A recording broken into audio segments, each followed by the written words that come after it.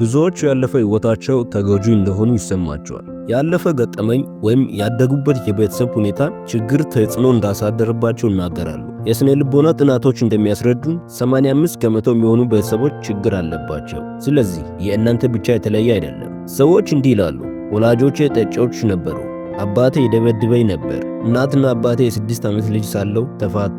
እነዚህ በአንድም ሆነ በሌላ ገጠመኝ የሁላችንም ታሪክ ናቸው። ትክክለኛው ጥያቄ አሁን ምን ልታደርጉ ነው? የአሁኑ ምርጫችሁ ምንድን ነው? ባለፈው ችግር ወይስ በምትፈልጉት ነገር ላይ ማተኮር ትፈልጋላችሁ? ያለፈውን በመተው በቀጣይ ስለምትፈልጉት ነገር ስታስቡ ያንን በማስፋት ያለፈው ገጠመኝ ቀስ በቀስ እንዲጠፋ ታደርጋላችሁ። ያለፈን መጥፎ የህይወት ገጠመኝ ደጋግሞ የሚያስብ ሰው ወደፊት ተመሳሳይ ችግር እንዲገጥመው እየጸለየ ነው። ወደፊት መጥፎ ነገር እንደሚፈጠር ከታያችሁ ያንን እንደምታገኙ እርግጠኛው ነው። ስለዚህ ማድረግ ያለባችሁ ብቸኛው ነገር ከትላንቱ ለመላቀቅ መሞከር ሳይሆን አሁን ባላችሁበት ሁኔታ ሆናችሁ የተፈጠረውን ሁሉ በውስጣችሁ በመቀበል ከዛች ቀን ጀምሮ ወደፊት ማድረግ ወይም ማሳካት ወደምትፈልጉበት ቦታ ጉዞ መጀመር ነው ዋናው ጉዳይ። ይህችን መቀበል ወይም እጅ መስጠት የምትለዋን ነገር በትንሹ ላብራራ።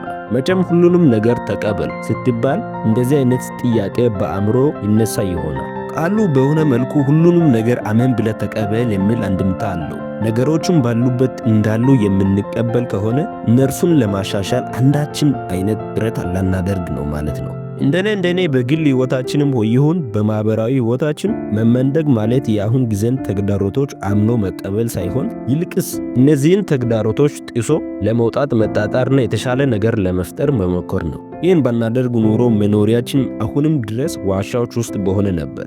እጅ መስጠትን ነገሮችን ከመለወጥ እንዲሁም ነገሮችን እንዲከወኑ ከማሳል ጋር የምታጣጥመው ወይም የምታስታርቀው በምን መልኩ ነው የሚል ጥያቄ በውስጥ ይነሳ ይሆናል። ነገር ግን አብረኸኝ ዝለቀኝና መልሱን ታገኛለህ። ለአንዳንድ ሰዎች እጅ መስጠት ማለት አሉታዊ አንድምታን ነው የሚፈጥርባቸው።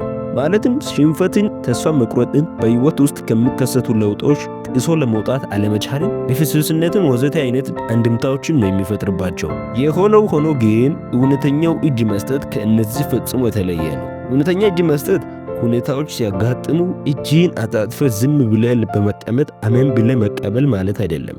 አለበለዚያም ደግሞ እቅዶችን አለማውጣት እንዲሁም ተገቢ እርምጃዎችን አለመውሰድም ማለት አይደለም። እጅ መስጠት ማለት የህይወትን ፍሰት መገዳደር ሳይሆን ይልቅስ ቀላል ነገር ግን ብልሃታዊ አዋጭ እርምጃ ነው። እጅ መስጠት ማለት ይሄ ነው።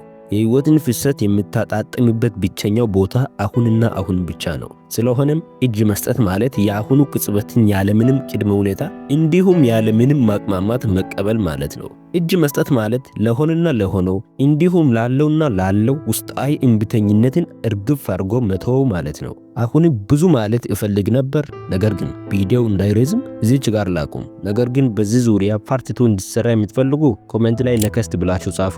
ለዚህ ቻናል አዲስ የሆናችሁ ሰብስክራይብ በማድረግ ለአእምሯችሁ ምግብ የሆኑ ዕውቀቶችን በየቀኑ ይመግቡ። በተረፈ ነባሮች ላይክ ማድረጋችሁ እንዳትረሱ። በሌላ አእምሮን በሚያነቃቃ ተስፋ እንድትሰንቅ በሚያደርጉ ትምህርቶች ወይም ቪዲዮዎች እስክንገናኝ ሸር ሰንብቱ።